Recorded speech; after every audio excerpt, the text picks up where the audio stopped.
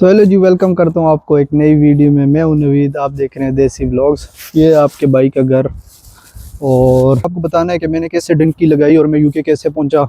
हम कोयटा गए और कोयटा से फिर हम ईरान गए। तुर्की के बाद ना बहुत मुश्किल हो जाता है जब तुर्की की पहाड़ियों पे पहुंचो, और ख़ास तौर पे जब सर्दियाँ होती हैं तो बहुत ज़्यादा मुश्किल होता है। कोई डॉक्यूमेंट रह गए होंगे, वो कहते हैं रह गए। ये देखो, ये रात के ना 2 बजे मोटरसाइकिल उठाई और अब जल्दी में हमने क्या किया, हम जाते हैं यूरोप के किसी भी कंट्री तो आप तो फिर टेंशन पहुंचना है। हर हाल में आपको 11 जनवरी ऑलमोस्ट 16 आवर्स की जो वो, क्योंकि वो 3-3, 4-4 लाख की आ रही थी।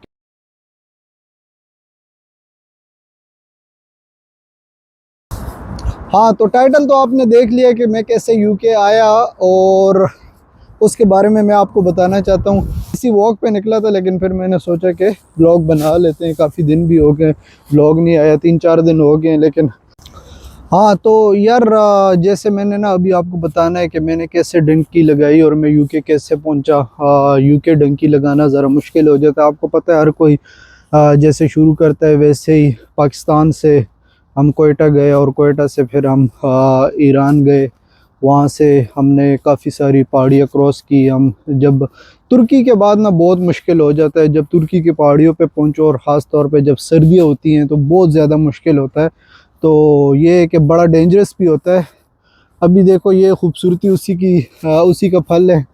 तो ये था कि यार काफ़ी सर्दी थी, काफ़ी लोग इंजर्ड भी हुए वहाँ पे। आपको पता है इन चीज़ों में काफ़ी लोग मर भी जाते हैं। और डंकी यार बहुत मुश्किल सफ़र है, ठीक है। तो इसी तरह मैं पहुँचा, मेरा पूरे 3-4 मंथ लगे। मैं इटली पहुँचा, वहाँ से मैं फ़्रांस गया, और फ्रांस से फिर मैं यूके के लिए मैंने 8-10 ट्राई की डंकी लगाने की, लेकिन वो कामयाब ना हो सकी। तो फिर आपके भाई ने क्या किया, आपका भाई आया ट्रक में फ्रांस से यूके। हाँ, तो ये सारा था झूठ, ठीक है। ऐसी कोई बात नहीं। हाँ, एक भाई ने पूछा, कहता यार आपने डंकी लगाई है यूके, या क्या हिसाब है। मैंने कहा यार क्या बात करते हो, हर वीडियो में शेयर तो कर रहा होता हूँ कि किस तरह मैं आया। और मतलब वीडियो भी बनी हुई ऑलरेडी कि मैं एयरपोर्ट से आ रहा हूँ, और स्टूडेंट वीज़े पे ही आया था। और यार मैं आप सबको भी रिकमेंड करूँगा कि स्टूडेंट वीज़ा जो है वो ईजीएस्ट वे यूके आने का। और देखें, आपको कल को अगर आपके मतलब कोई भी इशू हो जाता है तो स्टूडेंट वीज़ा ऐसा है जो आपको कवर कर सकते हैं। लेट सपोज आपको पाकिस्तान जाना पड़ जाता है, ठीक है, तो आपके पास एक अच्छी डिग्री होगी। यहाँ की डिग्री आपको पता है पाकिस्तान में भी इजीली आपको जॉब मिल सकती है, और अगर उधर नहीं तो आप किसी अरब कंट्री में चले जाएँ तो वहाँ भी आपको बहुत अच्छी जॉब मिल सकती है। हाँ, तो ठीक है, ये तो आपको क्लियर हो गया कि भाई आपका डंकी लगा के नहीं आया बल्कि स्टूडेंट वीज़े पे आया। तो यार 2000 तकरीबन, यार आपको सच बताऊं तो मैट्रिक से ही मेरा मूड था कि मैं किसी बाहर कंट्री में जाके पढूं, और मुझे घर से भी सपोर्ट थी, ठीक है। लेकिन आपके भाई को क्रिकेट का बहुत शौक था, और हमेशा से दिली ख्वाहिश थी कि पाकिस्तान टीम से खेले। बहरहाल अच्छी क्रिकेट खेला है आपका भाई। वो किसी और दिन डिस्कस करेंगे क्या क्या खेला है क्या नहीं खेला, ठीक है। तो ये था कि तब वो जोश था, तो हमने कहा चलो स्टडी कंटिन्यू करते हैं, और अगर कोई चांस बन सका तो हम क्रिकेट को प्रोफेशनली खेलेंगे। लेकिन कुछ वजूहत की वजह से वो कंटिन्यू तो था, वो सफ़र अभी भी कंटिन्यू है। देखो अभी भी आपका भाई इधर अच्छी क्रिकेट खेल रहा है यूके में। और ये है कि फिर आपके भाई ने जब बैचलर्स किया, उसके बाद मैंने सोचा कि नहीं यार, पाकिस्तान में बहुत मुश्किल हो जाता है। हाथ यार मेरा बड़ा आज तक रहा, पता नहीं क्यों। तो फिर मैंने कहा यार कि यही सही टाइम है। और मेरा दोस्त जो वीडियोस में आपको नज़र आता है सईद, वो भी, हम दोनों साथ ही क्रिकेट भी खेलते, तो हमने सोचा बैचलर हो गई है तो अब ये सही टाइम है हम मास्टर्स के लिए यूके चलें। अच्छा, तो जब हमने ये सोचा उसके बाद ये हुआ कि बाइक आपका पहले से जिस तरह भी आप वीडियो देख रहे हैं इस तरह मैं भी बड़ी वीडियोस देखता था, और शायद ही कोई ऐसा व्लॉगर होगा, कोई ऐसा मतलब कंटेंट क्रिएटर होगा जिसकी वीडियोस मैं नहीं देखता था। कनाडा हो गया, यूके हो गया, ऑस्ट्रेलिया हो गया, सारी जगहों का देखते थे। ये देखो भाई लोग रनिंग कर रहे हैं, आपका भाई भी करता है। अच्छा छोड़ो यार, एक तो टॉपिक से बड़ा हट जाते हो नवीद भाई, आप लोग का हो गया। अच्छा, तो हुआ ऐसे कि यार क्या नाम है, मैं इसी तरह सर्च वगैरह बहुत करता था। तो ऑस्ट्रेलिया और कनाडा, मेरा अपना बहुत दिल था कि कनाडा, क्योंकि मुझे ना ज़रा बर्फ़ शरफ़ के ये चीज़ें बड़ी पसंद है। और अब जब यहाँ पे 2-3 दफ़ा स्नोफॉल हुई है तो मैंने कहा थैंक्स गॉड, और बेशक अल्लाह इज़ द बेस्ट प्लानर। हम कनाडा नहीं गए क्योंकि यार बड़ी सर्दी होती है, हर चीज़ ही मुश्किल हो जाती है। अच्छा तो यार फिर ऐसा हुआ कि बजट जो हमने देखा, अपना बजट भी देखा, सईद ने भी देखा, तो हमें लगा कि यार जो कनाडा का ख़र्चा है और जो ऑस्ट्रेलिया का ख़र्चा है वो हमारे बजट से थोड़ा ऊपर है। ऐसा नहीं था, वो भी शायद अरेंज हो जाता, लेकिन फिर हमने कहा यार जब जाना है, देखो यूके नो डाउट, मतलब इन 3-4 कंट्रीज़ में, अमेरिका हो गया, कनाडा हो गया, ऑस्ट्रेलिया हो गया और यूके, ये 4 ऐसी कंट्रीज़ है जहाँ पे बहुत स्टूडेंट आता है और ये अच्छी डेस्टिनेशन है स्टूडेंट के लिए। उनकी लाइफ आगे यहीं से बढ़ती है। अगर यहाँ पे आके कोई मेहनत करता है तो उसका अमूमन फ्यूचर ब्राइट होता है। ऐसा नहीं है, कुछ लोगों का नहीं भी होता है, लेकिन ज़्यादातर चांसेस होते हैं। हाँ तो यार भाई का वो हाथ थक गया था, मैंने कहा दूसरे हाथ में पकड़ ले, तब तक आप देखते रहिए गलियाँ शलियाँ।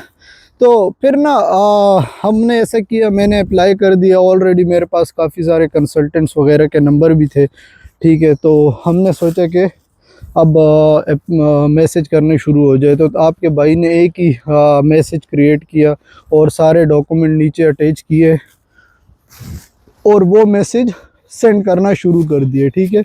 और पहले ही दिन को 15-20 कंसल्टेंट्स को शेयर कर दिए, ठीक है। और मैसेजेस आने लग गए, क्योंकि देखिए कंसल्टेंट का तो यही रोज़ी रोटी है, यही है, ठीक है। तो काफ़ी सारे मैसेजेस आए, CGPA, अच्छा काफ़ी सारे लोग पूछते हैं कितना CGPA चाहिए या कितने मार्क्स चाहिए, ठीक है, यूके आने के लिए। तो ये डिपेंड करता है, ठीक है, डिफरेंट यूनिवर्सिटीज़ के लिए। लेकिन देखो ज़्यादातर ये जो कंट्रीज़ है, ये इनका समझो ये एक बिज़नेस है, ठीक है। मतलब क्लियर अल्फाज में कहें, आपको देखें बिज़नेस है, लेकिन आपको भी बहुत अच्छी अपॉर्चुनिटीज़ देते हैं, आप इधर अच्छा अर्न करते हैं, अपना फ्यूचर बना सकते हैं। तो ये था कि क्या नाम है, ये आपको एडमिशन दे देती है अगर आपका 2.3 से ऊपर है। 2.2 मिनिमम होता है, लेकिन ये है कि फिर कुछ लिमिटेड यूनिवर्सिटी और कुछ लिमिटेड कोर्सेज होते हैं जो आपको यूनिवर्सिटीज़ ऑफ़र करती है। लेकिन अगर आपका 2.67 से ऊपर है तो आपको इजीली एडमिशन हर यूनिवर्सिटी में तकरीबन मिल जाता है। और कोर्स डिपेंड करता है कि आपने बैचलर्स किस कोर्स में किया हो।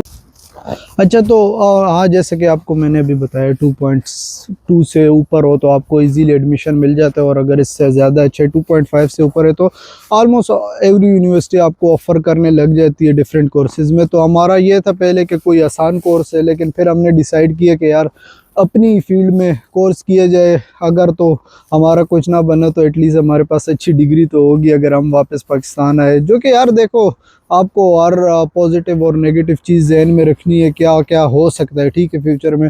तो हमने डिसाइड किया, हमने इलेक्ट्रिकल इंजीनियरिंग की हुई थी बैचलर्स, तो हमने सोचा कि मास्टर्स हम इसी की फील्ड में करें, और हमने embedded system and IC design select किया कोर्स, ठीक है। और हम लिवरपूल जॉन मॉरिस यूनिवर्सिटी को हमने फाइनलाइज़ किया। बाकी भी काफ़ी सारी यूनिवर्सिटी जैसे BPP हो गई, हार्टफोर्डशायर यूनिवर्सिटी हो गई, इसी तरह मतलब बाकी भी काफ़ी सारे, डी मोंटफोर्ट हो गई, इसी तरह कोवेंट्री यूनिवर्सिटी, इन सारों से ऑफ़र लेटर आया था। जैसे आप लोगों को भी आ जाता है, ये कोई बड़ी बात नहीं है, ठीक है। यहाँ पे ये था कि हमें 3000 डिस्काउंट, जिसको ये लोग स्कॉलरशिप कहते हैं, वो मिल रही थी। तो हमारी 13,500 टोटल फ़ीस थी।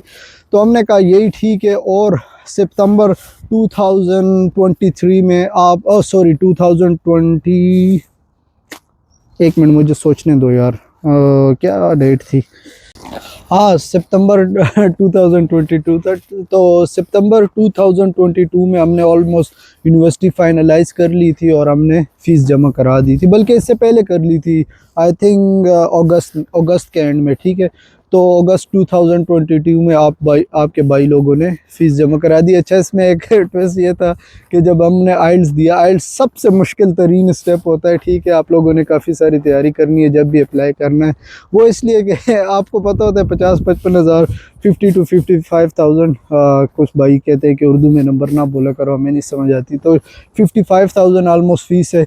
तो बंदे को बड़ा ये होता है कि यार ये ना हो 3 मॉड्यूल पास हो जाए, जिस तरह स्पीकिंग, लिसनिंग, राइटिंग क्लियर हो जाए, और कोई एक फंस जाए जिसमें नंबर कम आ जाए तो आपको सारे दोबारा से देने पड़ता है। तो हमारा भी ये टेंशन थी। अच्छा, उसमें ये हुआ यार, ये हाथ पकड़ तो थक गया हूँ। उसमें 1 मिनट, हाँ, तो उसमें ये हुआ, जब आइल्स हमने दिया तो रिज़ल्ट तो हम दोनों का आ गया, मेरा भी सईद का भी। लेकिन ऑनलाइन रिज़ल्ट में ना हमें, मतलब ऑनलाइन रिज़ल्ट से पहले मेरा जो आप कहते हैं फिज़िकल रिज़ल्ट जो है, जो घर पे आता है, वो आ गया, ठीक है, और सईद का नहीं आया। अब हम टेंशन में है, क्योंकि यार ऑनलाइन रिज़ल्ट 3-4 दिन बाद आना था। और मतलब हमें जाहिर सी हिसाब सी बात है यार, बंदे को होता है थोड़ा कि यार मसला ही ना हो डॉक्यूमेंट में ये वगैरह ना। तो सईद का ना है, मैं अब हर दिन, क्योंकि सईद को ना मोटरसाइकिल नहीं चलाना आता, तो मैं हर दिन जाऊँ TCS उनसे पता करूँ, वो कहें यार कोई डॉक्यूमेंट इस तरह नहीं आया। हम टेंशन में कि यार दिन कम में पीछे। तो ऐसा हुआ कि मैंने उन्हें कहा यार कोई डॉक्यूमेंट रह गए होंगे। वो कहते हैं हाँ रह गए, ये देखो ये आइल्स के आए, लेकिन इसमें कोई ऐसा नहीं है जो आप नाम और नंबर बता रहे, ठीक है। उसमें से जो डॉक्यूमेंट के ऊपर जो लफाफा होता है ना, वो उसमें सईद का नाम भी गलत और नंबर भी गलत, तो वो इसीलिए ना डिलीवर कर पा रहे थे, ना कॉल कर पा रहे थे, ठीक है। तो हमने क्या किया, फिर वो मैंने उठाया, सईद को दिया, हम बड़े खुश, ठीक है, भाई सारे डॉक्यूमेंट क्लियर हो गए। ये था अच्छा ट्विस्ट। तो फिर जब हमने फ़ीस वगैरह सारी चीज़ें जमा करा दी थी, हमें आपको अनकंडीशनल लेटर मिल जाता है, ठीक है, और एक छोटा सा इंटरव्यू होता है, तो आपको केस लेटर भी मिल जाता है। तो वो हमने ले लिया था, और हमने लिवरपूल जॉन मॉरिस यूनिवर्सिटी आने का फ़ैसला कर लिया था। हमने अपना वीज़ा अप्लाई किया, और तब जो था इतना टाइम नहीं लगता था, जल्दी आ जाता था वीज़ा। तो ऑलमोस्ट आई थिंक 15 या 17 डेज़ के बाद मुझे भी मेल आ गई रात को 2 के 3 बजे। भाई आपका बड़ा खुश, मैंने रात के ना 2 बजे मोटरसाइकिल उठाई और सईद के घर की तरफ चल पड़ा। उससे जगह मैंने कहा यार मेल देख, मुझे तो आ गई, अब उसकी मेल ना आए, ठीक है। अब फिर हम टेंशन में, यार वीज़े का मसला ना बन जाए। असल में ना जब आपके कोई ऐसा दोस्त होता है जो बचपन से आपके साथ होता है, तो आपको बड़ा ना फिक्र होती है कि यार ये ना हो कोई अल्लाह ना करे इसका वीज़ा ना लगा तो मैं अकेले उधर क्या करूँगा।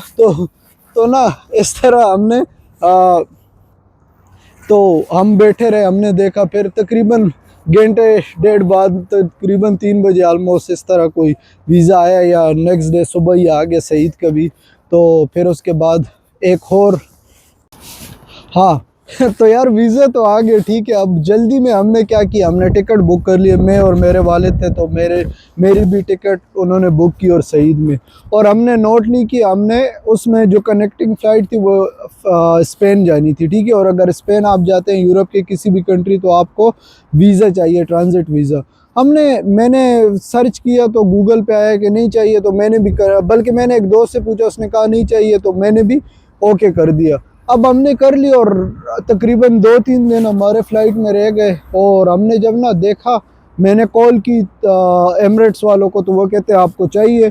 तो फिर टेंशन, तो फिर आपके भाई ने क्या किया कि वो हमने टिकट कैंसिल किया, और ऑलमोस्ट 30-40 हज़ार एक टिकट का हमें पड़ा, मतलब 60,000 इन टोटल हमें फटका पड़ गया, ठीक है। तो फिर आपके भाई लोगों ने फिर से एमिरेट्स ही बुक की, और इस दफ़ा दुबई में, और दुबई में हमारा तकरीबन 16 आवर्स स्टे था। अब वो इसलिए कि यार देखो, यूनिवर्सिटी ने कहा कि नहीं नहीं नहीं, आपको ना पहुंचना है हर हाल में, आपको 11 जनवरी से पहले इधर पहुंचना है। हालांकि कुछ था नहीं, क्लासेस हमारी 23rd से शुरू थी, और हमें भी जल्दी थी थोड़ी कि यार नहीं नहीं हमने टाइम से पहुंचना है। हालांकि हुआ कुछ नहीं, 11 जनवरी को सिर्फ हमारी वो जो यूनिवर्सिटी इंट्रोडक्शन देती है सारी चीज़ों का, ठीक है, कन्वोकेशन डे होता है या कौन सा होता है यार, वही डे था, ठीक है, वो कोई ख़ास चीज़ थी नहीं। हाँ, तो वो हुआ, और यूनिवर्सिटी ने इतना हमारे ऊपर प्रेशर बनाया हुआ था, सॉरी गलत था कैमरा एंगल। तो हमने वो अटेंड किया, और उसके बाद हम, मतलब टिकट महंगे थे इसलिए हमने जल्दी जल्दी में टिकट बुक किया, और दुबई की ऑलमोस्ट 16 आवर्स की जो वो थी, जो वहाँ पे ले ओवर था, जो उधर हमने रहना था 16 घंटे। हमने कहा ठीक है, बस टिकट सस्ता होना चाहिए। तो उसमें ये था कि क्या नाम है, थोड़ा टिकट सस्ता मिल रहा था। अगर कोई भी हम देख रहे थे जिसमें 2-3 घंटे का सिर्फ स्टे था, तो वो बहुत ज़्यादा महंगी आ रही थी। हमने 2,34,000 की टिकट ली थी 16 आवर्स के स्टे के साथ दुबई में। और अगर आप ले रहे थे इससे कम वाली तो वो इससे ज़्यादा महंगी। तो इसीलिए हमने सोचा कि नहीं नहीं भाई यही ले लो, क्योंकि वो 3-3 4-4 लाख की आ रही थी। क्योंकि जनवरी के स्टार्ट में ना इन्हें पता होता है कि सब स्टूडेंट ने वो आना है, तो ये लोग टिकट महंगी कर देते। तो हाँ, फिर भाई लोगों ने 16 आवर्स उधर वेट किया फ़्लाइट का, उधर ही दुबई के एयरपोर्ट पे फिरते रहे और बिलाखिर यूके हम पहुंच आए। तो ये थी जर्नी यार। फिर आगे डिग्री कैसे क्लियर हुई, उसमें क्या क्या मुश्किलात आई। एक दफ़ा ऐसे होने लगा कि आलमोस्ट डिपोर्टेशन पे बात हमारी पहुंच गई। मतलब वीज़ा कैंसिल पे, डिपोर्ट तो नहीं कर रहे थे कि वीज़ा आपका हम ख़त्म कर देंगे। और वो क्यों हुआ वो भी आपको बताऊंगा। वो उस पर नेक्स्ट वीडियो कल नहीं तो परसों आ जाएगी, ठीक है। तब तक अपना बहुत सारा ख्याल रखिएगा और अपने भाई के चैनल को लाजमी सब्सक्राइब कर लीजिएगा। और जिस भाई को वीडियो पसंद आई है वो ज़रूर लाइक कर दे, ठीक है। तब तक अपना ख्याल रखिएगा, मिलते हैं नई वीडियो में।